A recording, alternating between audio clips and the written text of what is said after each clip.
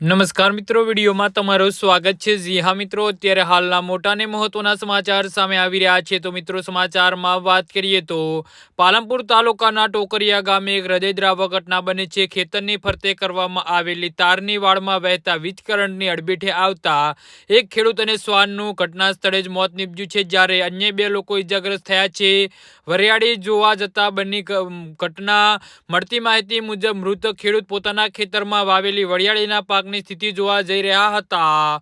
તે દરમિયાન બાજુમાં ખેતરની ફરતે સુરક્ષા માટે લગાવવામાં આવેલી તારની વાડને ભૂલથી અટકી ગયા હતા। આ વાડમાં ઝાટકા મશીન દ્વારા વીજ કરંટ ગોઠવાયેલો હોવાથી તેમને જોરદાર વીજ કરંટ લાગ્યો હતો। ખેડૂત અને અબોલ જીવનું મોત। આ અકસ્માત એટલો ભયાનક હતો કે ખેડૂતની સાથે ત્યાં હાજર એક શ્વાનનું પણ કરંટ લાગવાથી મોત થયું છે। આ ઘટનામાં અન્ય બે વ્યક્તિઓ પણ ઇજાગ્રસ્ત થયા હોવાનું સામે આવ્યું છે।